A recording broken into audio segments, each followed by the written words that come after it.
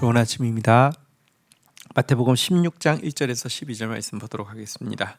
1절 바리새인과 사두개인들이 와서 예수를 시험하여 하늘로부터 오는 표적 보여주시기를 청하니 2절 예수께서 대답하여 이르시되 너희가 저녁에 하늘이 붉으면 날이 좋겠다 하고 3절 아침에 하늘이 붉고 흐리면 오늘은 날이 굳겠다 하나니 너희가 날씨는 분별할 줄 알면서 시대의 표적은 분별할 수 없느냐. 4절 악하고 음란한 세대가 표적을 구하나 요나의 표적 밖에는 보여줄 표적이 없느니라 하시고 그들을 떠나가시니라.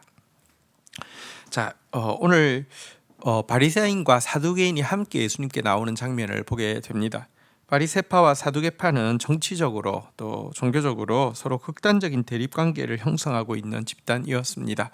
사두개파가 이 정권을 잡으면 바리새파를 막 학살하고요. 또 바리새파가 정권을 잡아도 역시 사두개파를 학살하는 일이 역사적으로 이 마카비 왕조 때부터 하스몬 왕조 시대에 이렇게 계속 좀 진행되고 있었던 일입니다. 이런 원수가 예수 그리스도를 시험하는 데는 한편이 되어서 함께 나와서 연합 청문회를 하듯이 이렇게 주님 앞에 나왔습니다. 이것은 정말 진리를 대적하는 자들은요, 서로 한편이 되어지는 세상의 속성을 잘 보여주고 있습니다.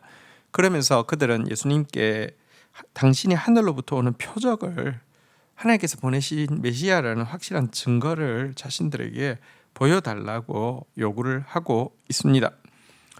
이 같은 요구 앞에서 예수님은 이렇게 말씀하셨습니다. 너희가 저녁에 하늘이 붉으면 날씨 좋겠구나. 아침에 하늘이 붉고 굳으면 날씨가 나쁘겠구나. 이렇게 하면서 천기는 분별할 줄 아는데 어떻게 시대의 표적은 분별할 수 없느냐라고 책망하셨습니다. 사실 여러분 예수님께서 오신 시대는 로마가 통치하고 있던 시대인데요. 다니엘의 예언에도 보면 이제 바벨론으로부터 시작하여서 페르시아, 그리스, 그리고 나서 이제 로마 시대가 되었을 때에 여러분 하늘로부터 이제 뜨인 돌이 와서 이제 그 세력을 다 무너뜨리는 그런 예언이 있었습니다. 또 뿐만 아니라 이스라엘이 이제 이 페르시아의 포로 잡혀갔다가 돌아와서 얼마 안 되어서 다시 그리스도에 굴복당하고 다시 이제 로마에 이렇게 압제 아래에 있을 때에 이것이 압력이 차고 차서 백성들 가운데 메시아에 대한 기대가 팽배해 있었고요. 이때 세례 요한이 등장하여서 긴박하게 회개의 메시지를 전하고 자기 뒤에 바로 메시아가 오실 것에 대해서 이야기하고 예수님께서 오셨죠. 정말 그 시대가 메시아를 정말로 기다리고 있던 시대였다는 것입니다. 뿐만 아니라 예수님은 이미 당신의 메시아 되심에 대해서 이사야가 예언한 모든 일들을 메시아가 아니면 하실 수 없는 정확한 메시아 표적을 다 보여주셨습니다.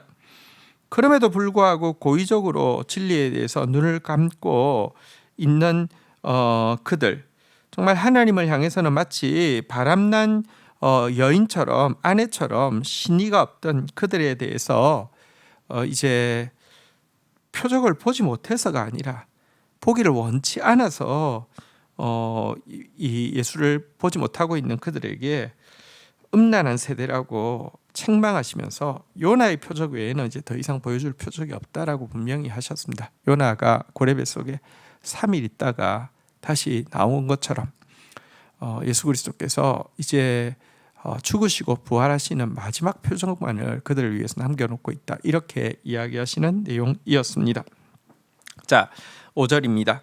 제자들이 건너편으로 갈새 떡 가져오기를 잊었더니 예수께서 이르시되 삼가 바리새인과 사두개인들의 누룩을 주의하라 하시니 7절 제자들이 서로 논의하여 이르되 우리가 떡을 가져오지 아니하였도다 하거늘 8절 예수께서 아시고 이르시되 믿음이 적은 자들아 어찌 떡이 없으므로 서로 의논하느냐. 자, 예수님께서 이 바리새인과 사두개인의 연합 이 질문 공세에 명확하게 답을 하시고 이제 건너편으로 건너가게 되었는데요.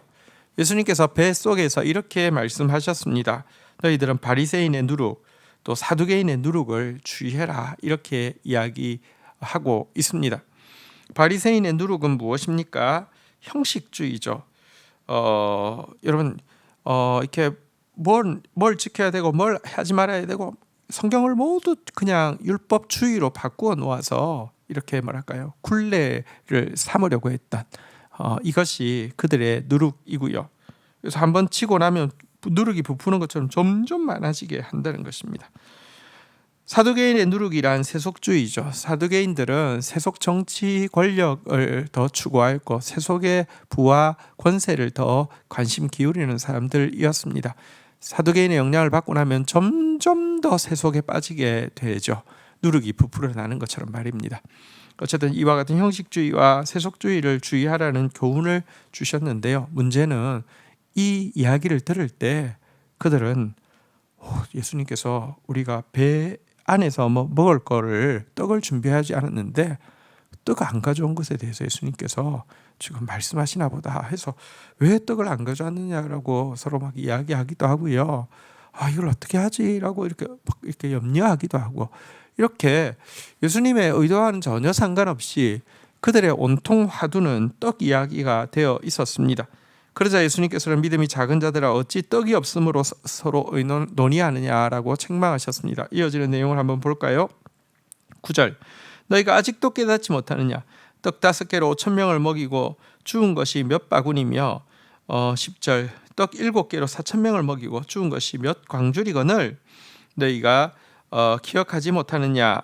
11절, 너희 어찌 내 말한 것이 떡에 관함이 아닌 줄을 깨닫지 못하느냐? 오직 바리새인과 사두개인들의 누룩을 주의하라 하시니 12절, 그제서야 제자들이 떡의 누룩이 아니요 바리새인과 사두개인의 교훈을 삼가라고 말씀하신 줄 깨달으니라. 예수님께서 그들의 믿음 없음에 대해서 책망하십니다.